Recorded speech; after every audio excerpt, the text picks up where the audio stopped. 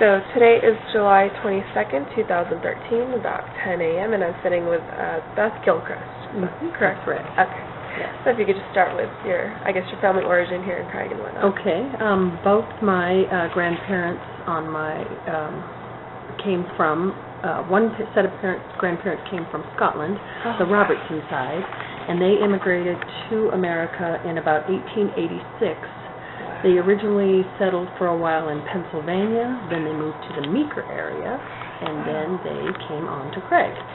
They actually settled in Lay, Colorado, and parts of their homestead is still visible. They built, several of the buildings were built out of stacked rock. Wow. And there's one little building that's still kind of available to look at. It's on the Colwell property, so you have to have permission to go. So the Robertson family came, and some of them stayed here in Lay. Some of them homesteaded property up on Baker's Peak, and at one point we had about 5,000 acres of Baker's Peak in the Robertson the original homestead. And my great-grandfather also started in Meeker with sheep, and he did okay, although it was cattle country and they weren't really very receptive to sheep. He personally never had trouble. An adjoining ranch to his had trouble. Some people bludgeoned all the sheep that they owned. The guy went to town and they tied his herder to a tree and bludgeoned all the sheep. But my grandfather never had trouble, so he at that point felt it was time to get out of there. So he switched properties with a man in Sulphur Springs, Wyoming, which is about 30 miles south of Rawlins. It was a stage stop on the Overland Trail.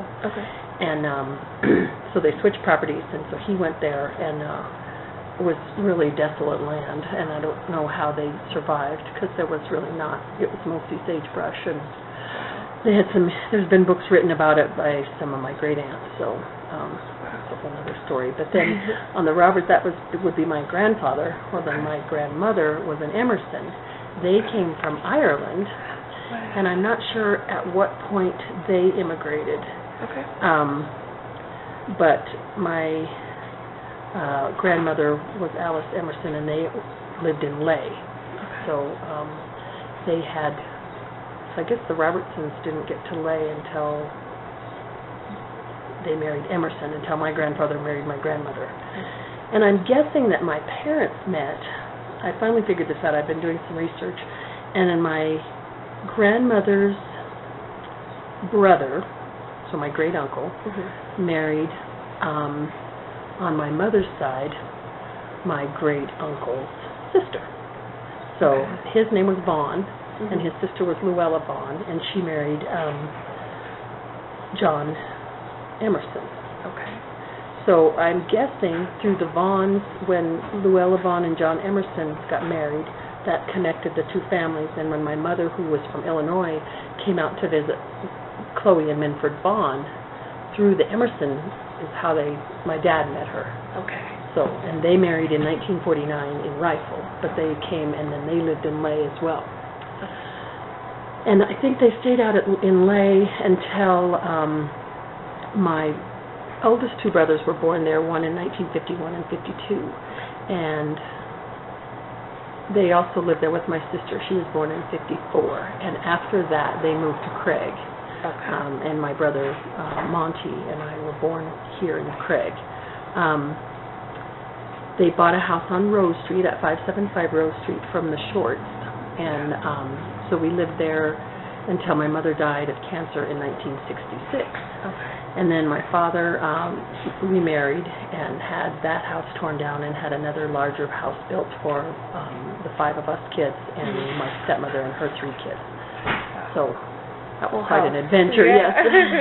And then they divorced, and he remarried another woman, and they divorced as well. And so he ended up dying in 1992, a single person. But the house is now being used by the Independent Life Center as a group home for the mentally and physically disabled. So it's in a perfect location. It's right across from the city park, and so it's a nice ending to a big pile of logs that I never really thought was that much of a home, because it was built for stepmothers and should have been built for my mother, I guess. But anyway, so that was part of it. But growing up across from the city park was amazing. I'm sure. Because there were 5 of us, and again, we lived, our alley is all that separated us from the park, and then there was a strip of grass on the street, and then the whole entire park. So we were just catty-cornered from the swimming pool. Right. And then in the winter, the parking lot of the swimming pool, they flooded for an ice skating pond. Oh, wow. So we always had, my mom used to joke about the park being the Robertson estate, and she would laugh and say, yes, I have my own gardener, and we have our own swimming pool, and we have a skating pond, and that's so great. yeah, she always laughed about that. But it was a great place to grow up because we were always, there was a creek that goes through the parks, the Fortification Creek, right. and even though most of the time we weren't supposed to be down in there, we always were. I had a friend once when the water was high. There's like a concrete abutment over a culvert, a drainage culvert that went into it, and we were down playing on it, and the water was rushing, and we were throwing sticks in, and she dropped her stick, and so she leaned to get it and fell into the water. And so I remember just seeing the tips of her fingers, like she went straight down feet first, but the tips of her fingers were all that were poking up, and she came up out of the water and managed to get a hold of some willows on the side, and I ran up and just started screaming, someone fell in, and it was odd because there was this group of Boy Scouts out doing like exercises, like calisthenics, getting ready for something. So they were all out there doing jumping jacks, and they were just little guys, so they started to run, but someone else, there were tennis courts over in the park as well, and there were some men playing tennis, and they came over, and this guy got into the water, and to him it was only about up to his shirt pockets. Right. So he held on to this cement thing and walked into the water and got her, and then brought her back out. And all she could worry about was that her dress was wet and that she was going to be in trouble. Her name was Susan Harabel. She lived down the block from us. You must remember that very vividly. Oh, yeah, because first off, we weren't supposed to be there, so that was the number one. But then I remember her being so worried about getting in trouble. Right. And I remember thinking, I know my mom won't be mad. She'll be glad that we're okay, even though we weren't supposed to be there and, all that kind of stuff. But when the creek was low, which was most of the time, we were always catching water snakes and frogs and my goodness. bugs. And one of the things, my sister, she wasn't afraid of anything. And she caught we always had water snakes, but sometimes they would not survive the handling of us, the overzealous children. But she climbed the fence of the swimming pool, which hopefully law enforcement doesn't find us out, but we were always climbing the fence of the swimming pool at night and swimming when we weren't supposed to. But she took this snake and coiled it up on one of the lifeguard chairs, and they have to kind of pull themselves up to step up to the chair. And we all, of course, stood at the fence the next day waiting for the lifeguard to go up on her chair. And of course she pulled herself up, saw the snake, and bailed off into the water. And we all just were laughing, and we ran home, which the phone to our house was ringing before we even made it home. Dear. And we couldn't figure out how anybody knew it was us. So, lots of silliness there, but it was a great place to grow up. Right. So, obviously, you had a lot of recreation right outside your door. Yeah. Did you do anything else outside of that, as far as, as a family or with your friends? Oh, yeah, the whole neighborhood. The park was our place. I mean, at night, they used to run a fire whistle here at 10 o'clock. It was and it was a huge, like a siren that you hear for hurricanes, tornadoes, and that kind of stuff.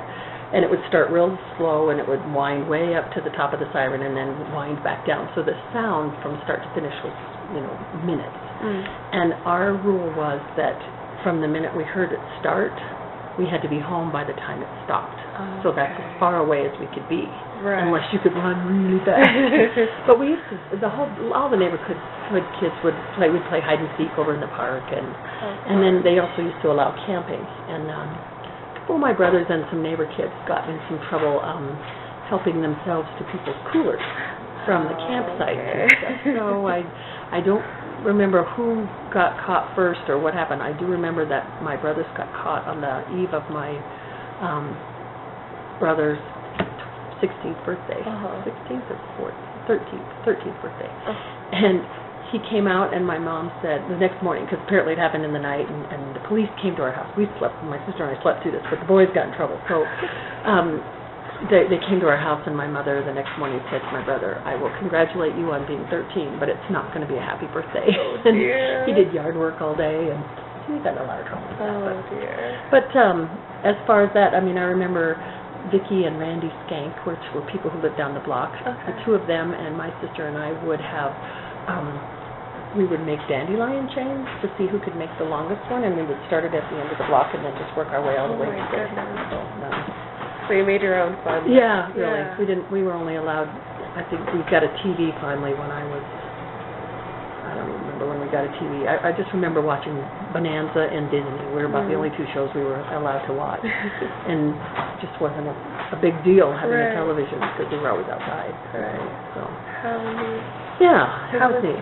Now, my mom was a school teacher here. Okay. She taught third grade and first grade and music, and she taught in Sunset and in Yampa. Wow. Yampa Elementary School. Right. Which is now the administration building. Mm-hmm. So that's cool. That's really neat. So how was schooling for you then? Well, we weren't, because she was a teacher, she didn't want us to go to the school that she taught in. Oh, really? Because she felt that either she would be biased, she felt she would be stricter with us than she would other kids. But she wouldn't, because she would be afraid that someone would think she was favoring us. Right. So because of where we lived, right at the city park, East Elementary and Yampa Elementary, we were right on the line. We could go to either school. Okay. So she chose for us to go to East, right. and then she taught at Yampa. Okay. So that was, I would have liked to have had her as my teacher, but they wouldn't let us do that. So. Right. Well, they probably would have, but she just didn't. Did you enjoy school? What was it like? Oh, I loved school. Okay. Yeah, I loved school. I had good teachers. And then again, my mom passed away on the August prior to my third grade. Okay. And I had Mrs. Swanson, who I think is still living. She was amazing. And in looking back after, now that I'm a school secretary and see what kids go through and families go through, she never treated me with sympathy. She kept me very occupied. I remember staying after school and helping her grade papers. And, I just did all kinds of things with her, but I never recall her, giving me a break because we just lost our mother. And it was just, we just carried on. And so I think that probably, I'm sure that's what got me through it. And I think it kind of forms the way I deal with students now who lose parents. Right. Which unfortunately happens a lot more than we like. Really? Yeah, it's a hard thing. But, yeah, I got to be the secretary. I started out, we lived here, and we had our children, our kids went to Sunset Elementary. And then Colorado Ute, my husband worked for Colorado Ute, and the company went bankrupt. Okay. And in the reorganization, the new company that took over created a position, this chemistry manager position, which was going to be based in Montrose, Colorado.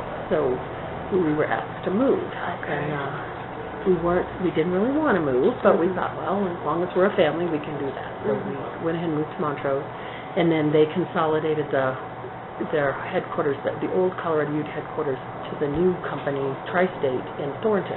Okay. So they closed that office. And the guy who convinced us to move there made it so that we could move back here and not have to go to Thornton. Right. So we were very glad about that. Of course. But in coming back, I worked as a volunteer at which was Craig Intermediate School. It's now called Sandrock Elementary. And I just volunteered there all the time. And then a job came open at the middle school. The woman who was doing the job was also the technology coordinator, and they were having her do both positions, and she finally said, that's too much for one person. So she relinquished her secretary position. And there were like 49 people applied for it, and they needed somebody so right away that I feel like I got the advantage just because I volunteered, because I'm sure that I wasn't more qualified than all 49 of those applicants, but it's been a great thing. Don Riley hired me, and I'm still there, starting my 16th year. So. Wow, that's incredible. Got to watch a new middle school be built, so that was very, I never dreamed in all the years that I'd been there that our community would pay for new schools, because up to that point we'd had a real hard time with bond issues, but they came through, and we have an incredible middle school, and then they reorganized the other schools. So Sandrock Elementary was created out of the 5-6 building. So all the elementaries went from K through 4 to K through 5. Right. And then now the middle school is 6, 7, 8. Okay. Wow. It's great. Have you seen the school system grow in any other way, especially, seeing your children go through school maybe compared to what you experienced? Oh, yeah. It's, I don't recall all the drama when I went to school. I mean, I had 2 daughters, and my sister and I, but my sister was an incredible tomboy, so I just don't ever remember worrying about how we looked or where, what we had. I know we were not wealthy at all, and but we weren't poor. I mean, we had all we ever needed. Mm-hmm. But it was, I remember once a neighbor girl was in a home ec class, and she chose as her project to make a dress, and she made it for me. Oh. And I remember being so excited because it was the first dress that was ever for me first, because I'd always worn hand-me-downs, which was okay. We didn't care. We had, like when we had ice skates, there were ice skates in the bucket, and whatever one fit you that year, that's the skates you wore. If they were black, if they were blue, if they were white, it didn't matter. It just, and so, but as my children grew up, it was, they worried about what they wore, they worried about their hair, they worried about their weight, all of that.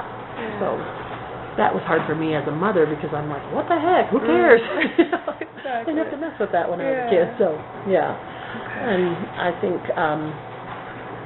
the expectations of school are, I won't say they're greater. I think there's a lot more hierarchy going on. I mean, back when we were in school, you learned the basics. You learned math, you learned science, and now it just seems like there's things that you have to follow, government regulations, and there's you have to do it this way and you have to do it that way, and they try to fit everybody into a mold. And I think there was more differentiated instruction back in the day because the teacher was allowed to take each kid's strengths and weaknesses and work with them. And now, they have to be tested, and they have to be, you have to follow a plan, and you have to, and which is okay, but it just seems to me like a lot of time is spent having meetings about the kid rather than just meeting their needs, So, and I'm probably ignorant in all that because that isn't in my scope of work, but from what I'm seeing, there's an awful lot of meetings going on. Yes, There doesn't seem to be much getting done. Right. I'm trained as a teacher. I have my credential for the state of California, so good. I did student teaching, and everything you're saying is that's the perception. Speaking to my experience. And I know like my mom. I remember a story that was a family story that we hear all the time. Was she had a student who was just a little pill, and he didn't have a very good home life either, but she would come home every night and there'd be some story about this kid, about something he did, and there used to be a shop downtown. It was called Molly's Steno Shop, and it was the lady was this eccentric old lady. You've probably heard of her through someone else's story, and she had the store of all kinds of, like, in the back of the old comic books where they had all the little things you could order, like gum that made your mouth black and all that kind of stuff she had in her store. Wow. It was just the most curious place. She lived down the block from us, and she lived in this little house with newspaper on the walls, and she was just very eccentric. But anyway, this young man bought some itching powder, and he put it in everyone's shirts. So all the kids were squirming, and it was bothering them through the whole day. And so they all went home that night, and of course he was the only one who wasn't squirming. So again, how did they know? So the next day when he came back, my mother brought him to the front of the room, and all the kids were there, and she said to the kids, now yesterday he got to watch you itch, and today you get to watch him itch. And she put him over her knee and spanked him right there in the class. And nothing, I mean, that was the acceptable punishment. And, she didn't beat him. She certainly gave him a good licking. So so I thought, well, that was kind of interesting. We don't get to do that anymore. Oh my goodness. Yeah, pretty crazy. So going back a little bit, because you mentioned that you and your family moved away for your husband's job for a time. How long were you gone? 3 years. 3 years. Just about to the day. Okay, and so did did you notice any drastic changes during that time? What was that time frame? Was it? It was 92 to 95. Okay, so.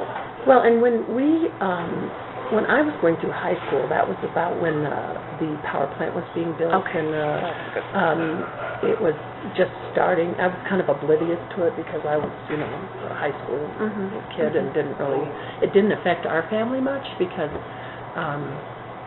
in our line of what my dad did, he was a dirt mover, and by then he was, he drove bus, I think, for Wilderness Transit. He was past the age where he would go and work at the plant and work that hard. So later years, my brother got a job out there, my brother Monty. In fact, he was working in the lab with my husband for probably about 6 months before I met my husband. And then when I met him, I went home to my brother and said, "What the heck? Somebody didn't tell me about this guy that was out there. He's adorable." And he said, "Well, it's not my job to find you a husband." Okay, I guess I'll give you that. So I also, right after high school, I graduated in 76, and my dad was married to his third wife, and she was one of my least favorite people, so I moved away as soon as I could. So I moved to Denver and lived with a couple friends, and I lived there for about 3 years. And in that time, he divorced her, and his health was failing, so he kind of asked me to come back and help him. So I did. I came and I lived back in his house for a while. That would have been in about the 1980 or so. And then soon after I met my husband, and then we got married in 83. That was a good reason to come back. But then that was when the power plant was being built, and then it got finished, and I worked at the bank for a while.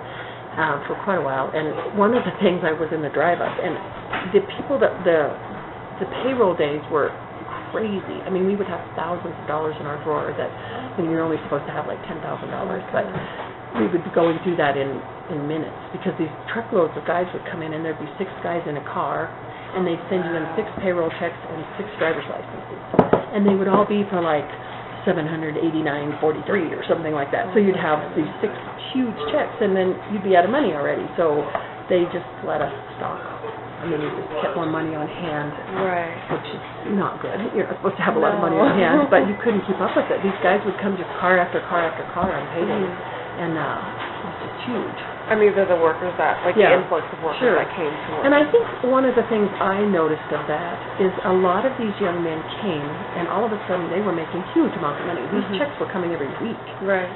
So they had lots of money. And so they all would go out and buy trucks, and they would buy all this stuff. And then as the construction finished, they had no jobs. So then, they'd either move on, or a lot of them, way overspent. It just seemed like they had all the money in the world. So I think a lot of people got very much in debt then, just from at the bank, because they never really had accounts with that money. They always took it in cash, and they were always broke by the next time the next check came. So, I always remember thinking, dang, if I could make that much money, I'd be saving it, So, but, and then it did slow down. It just seemed like the town was crazy for a while. It seemed like the bars were crazy. There were always bar fights, and it just came from a population of people that really didn't, I don't want to say didn't belong, but weren't settled.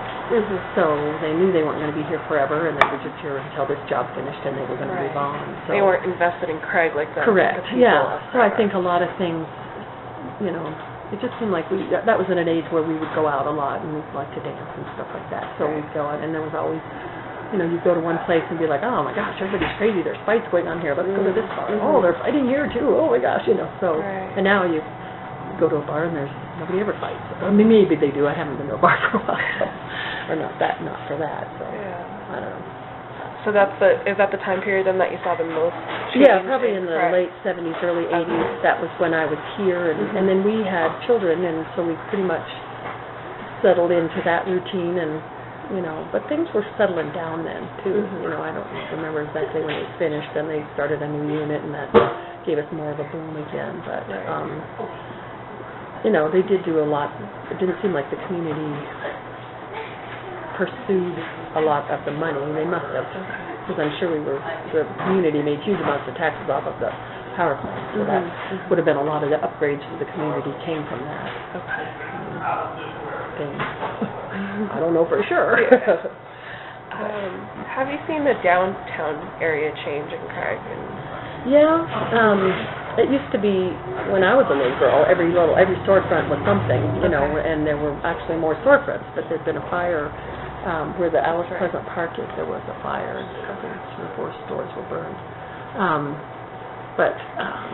Yeah, it's kind of come and gone, and now it's back again, I think. A lot of things, a lot of stores disappeared when the people moved away, and then it seems like they're a lot more diverse now and seems more healthy. I think our downtown's a hoot. We've got lots of fun things going on downtown, but I also feel like I've always had people say there's nothing to do in Craig, and we always joke and say, well, good thing, because we're too busy to do it, because we're always, like my husband and I both volunteer a lot. He was on city council for 8 years, and that got him started in a lot of different volunteering with the Parks and Rec department, and now he's an alternate on the planning board, or he's applying to do that. I'm on the on the housing authority board, which is the Sunset Meadows one board. We just spend a lot of time. He volunteers at the Catholic Church. They do a meal twice a week, and so he works the Tuesday meal, and with summer hours I've been helping him with that. And there's just, people complain, and those are the people that want to be entertained. And I think that you find your own entertainment. There's plenty to do here. We both belong to a group called the Parrot Heads, and it's started by Jimmy Buffett, I guess. But it's a philanthropy group, and you do, like our group, we do community service things. We do highway cleanups and river cleanups, and we sponsor 3 $1,000 scholarships, and we've given money to kids for music schools, and we repair band instruments for kids to use. That's awesome. And granted, it's kind of a party group, but the motto is to party with a purpose, and so a lot of good is done in this group. So that keeps us real busy. That's awesome. There's plenty to do. There's more that's needed here, but it takes a community mentality, and we can't always get them to think the way we think. We've tried to get a rec center in. We were on a committee to get a rec center in, and we did our homework. We did as much research and planning and brought a lot to the table, and we were soundly defeated by the voters. So it's just not what the community wants. So, or at least not at this time. Yeah, we'll try again in a few years. Yeah. Some people still bring it up and throw it in our face that, you want that rec center. I'm like, well, yeah, we do. Yeah. But we found other things to do about it. Right. So, this community's amazing. We're very fortunate with what we've got here. And I don't, like when we lived in Montrose, they didn't have, they had a golf course, and it was nice, but our golf course is incredible. I don't know if you've been out there. We go out there and cross-country ski in the winter. Wow. So you use and it's perfect out there. And then the Loudy Simpson Park is amazing. We've got so much so close, and our city parks are great. We really do have a nice community. A lot of people have put their efforts into it. That's amazing. Yeah. Can you speak to your experience as a school secretary a little bit more? And so obviously you take notes and schedule things. And mainly my job I've kind of evolved just due to the structure of our school as more of a receptionist, front desk. I take care of attendance, and I keep track of the substitute teachers. When someone is ill, I help make sure that we have a substitute teacher and make sure their hours get paid correctly and that kind of stuff. And I look at my job, I kind of call myself the mother of the middle school. I'm kind of like the old lady who lived in a shoe. I have a whole bunch of children. But I get to be the good guy. They come to the office, they need something. They need their lunch money, or they need to call their parents, or they need, sometimes they're in trouble and they need somebody to kind of process what's going to happen next. Right. I always tell them, don't say anything until they ask you, because sometimes they spill their story, and it'll be something that we didn't even know about. So I tell them, just keep quiet, don't say anything unless you've been asked. So, and then I am the person who has to be the liaison between the kids, the parents, and the school. So if a parent calls in and I have a negative attitude or a negative comment, that's going to be their perception of the school. So I always feel like oftentimes if a parent's angry, I'm the first person they talk to, and the way I handle it can be make or break how it ends up. Right. So I try not to make excuses. And oftentimes I end up taking the blame because it's my fault. So that's always good because it makes people go, oh, well then if you did it, well it's okay then. But you can't take that personal when a parent calls in, because you also have to realize that every parent who calls in, that the person we're dealing with is the love of their life. No matter what that child's done in the building or to another child, it's still their baby, and you can't ever lose sight of that. Right. So we're working with their most precious commodity. So, but it has been, the parent perception I've noticed is different. Okay. And at first, when I first started, it's kind of come in a full circle. When I first started, I guess I wasn't as aware, but I did feel like parents were involved, and they came to the parent advisory meetings and that, and then it went through a time where no matter what we did, the parents thought we were terrible. And we're at a disadvantage in the middle school, because when a student comes to us, they're becoming teenagers, and their bodies are doing weird things, and their brains are doing weird things, and their parents can't figure out what happened to their darling little child. All of a sudden, they're not their darling little child anymore. And they come back, and they're wonderful. They grow up to be fine, upstanding citizens. But when you're in middle school, it's just a really hard time.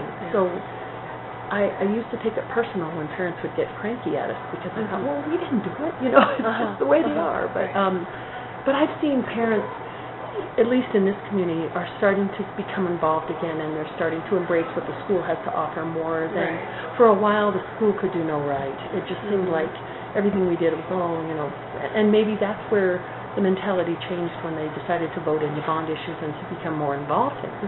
Because we've got some community groups now that are amazing, that are very pro-school and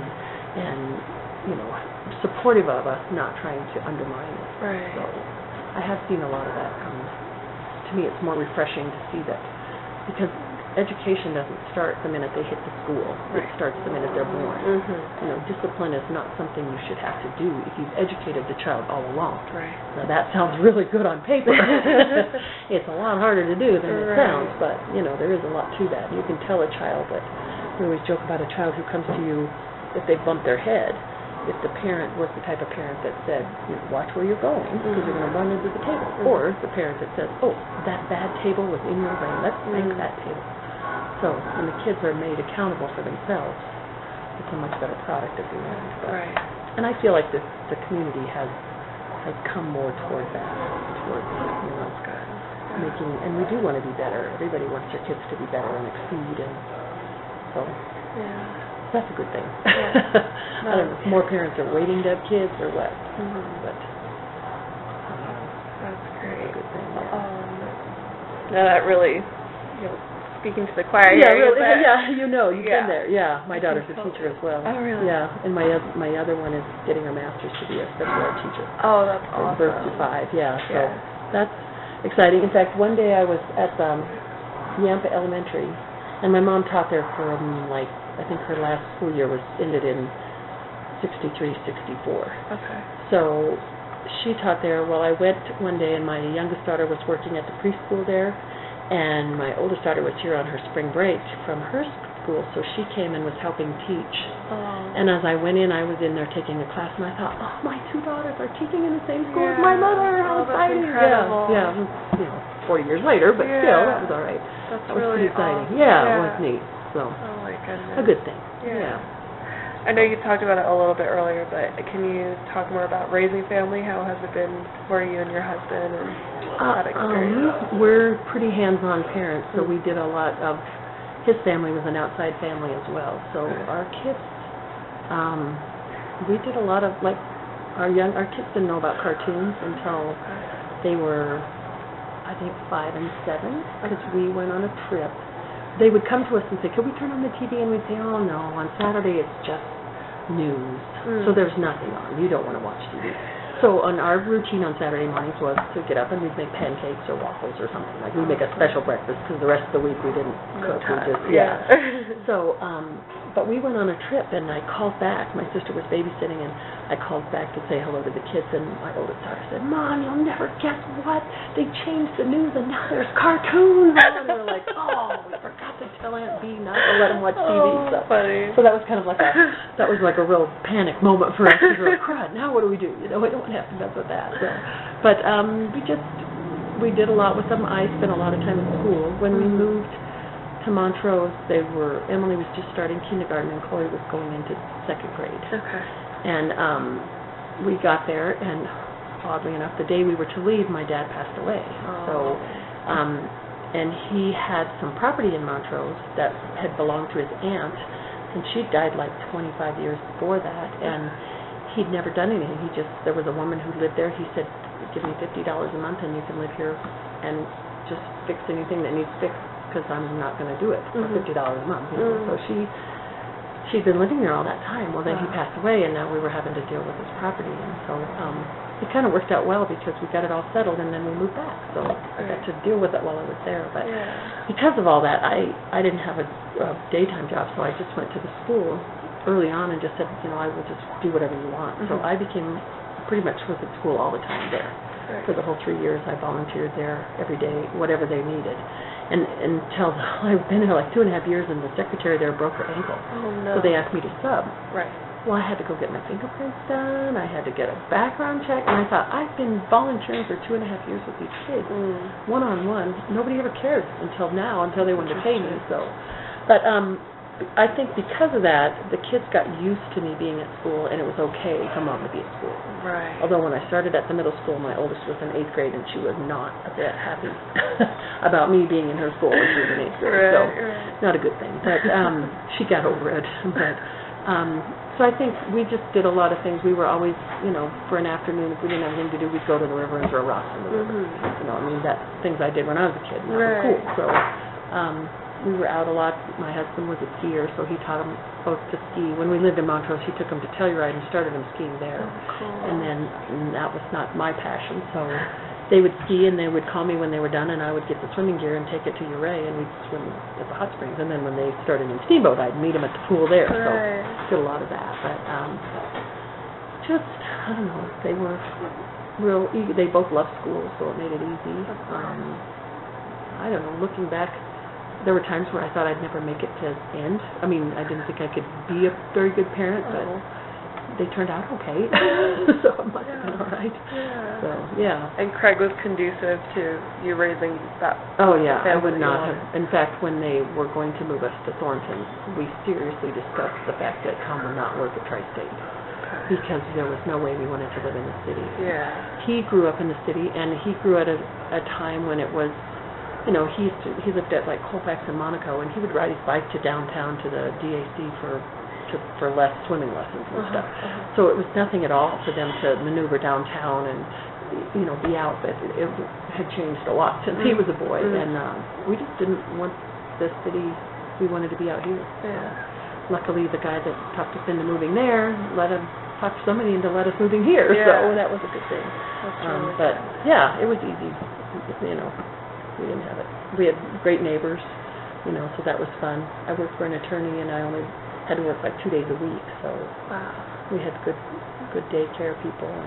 Yeah, so it was a good life here. Yeah. Wouldn't have it any other way. And are your daughters still here? They're 25 and 26, and almost 29, and they both live in Fort Collins. Okay. Yeah, they just, the youngest one is finishing up her master's. She'll have her degree not this Christmas, but a year from Christmas. Awesome. And she's actually the nanny to our grandson, so that's kind of nice. Yeah. When our other daughter goes back to school, she's doing night classes, so she'll be able to watch little Henry Ellis Nocky. She'll watch him during the day. How do you? Yeah, that's cool. That's cool that they're together and supporting each other. They're really close. Yeah. They're only like 22 months apart, but they've always been best friends and worst enemies. How sisters can be. Right. But they went on a trip to Europe, and I guess they got in an argument at one point, and they were in Italy or something, and neither of them could speak any foreign language, so they were mad. And they didn't want to walk near each other, but yet they couldn't get out of sight of each other, so they would sort of harump around and then look to make sure she was still back there. So, but they're typical sisters. Right. We're very fortunate that they are so close to each other. Yeah. That'll make it easier as they progress through their world. I guess just to close out a little bit, how have you seen Craig develop over the years, especially maybe the people? I know you mentioned you had great neighbors before, and so have you seen the people change at all, or any major structures that have changed the face of Craig or whatnot? I think the bond issue that happened that created a new hospital and upgraded all the schools,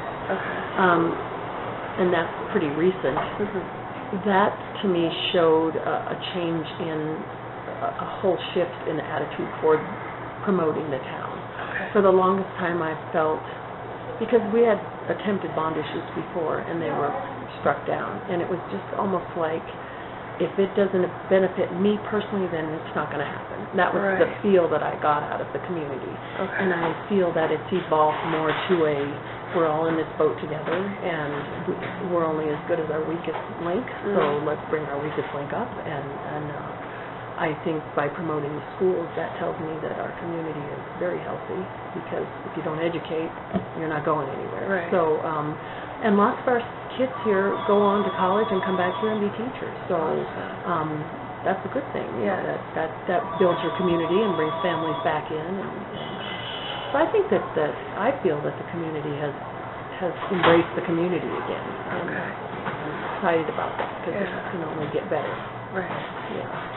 I'm very proud to say I'm from Great Colorado. It's beautiful here. I love it. So. Wait till winter. Where are you from?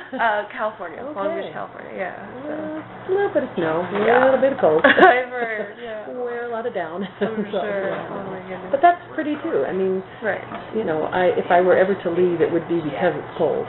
But now with my husband, this year we bought snowshoes, and we've already had cross-country skis. And you know, when you start doing that kind of stuff, you're like, well, this winter isn't so bad. You know, you certainly wouldn't pick the 40 below zero day to go do that. But you know, if you choose your days well, you'll be okay. So, Awesome. All right. Any other closing thoughts or stories you'd tell?